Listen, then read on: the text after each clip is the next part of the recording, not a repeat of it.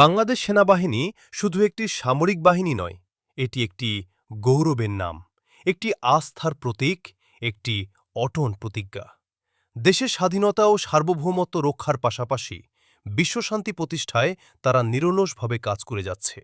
জাতিসংঘ শান্তিরক্ষা মিশনে বাংলাদেশের অংশগ্রহণ আজ আন্তর্জাতিক অঙ্গনে সম্মান ও বিশ্বাসের আরেক নাম।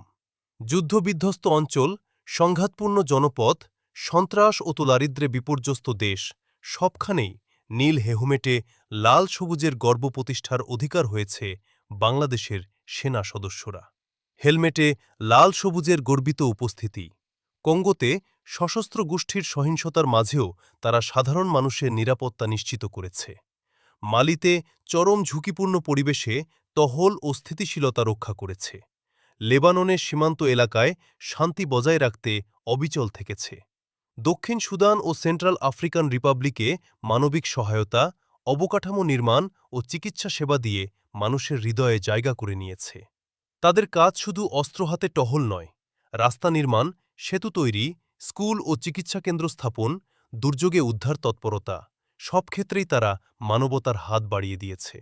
বাংলাদেশ সেনাবাহিনীর প্রতিটি সদস্য জানে, মিশন মানেই দায়িত্ব, শৃঙ্খলা ও আত্মত্যাগ। প্রতিকূল আবহাওয়া, অজানা ভাষা, ভিন্ন সংস্কৃতি কোনো কিছুই তাদের মনোবল ভাঙতে পারেনি, বরং প্রতিটি চ্যালেঞ্জ তাদের আরও শক্ত করেছে। তারা প্রমাণ করেছে, সাহস মানে শুধু যুদ্ধ নয়, সাহস মানে শান্তি প্রতিষ্ঠার দৃঢ় অঙ্গীকার।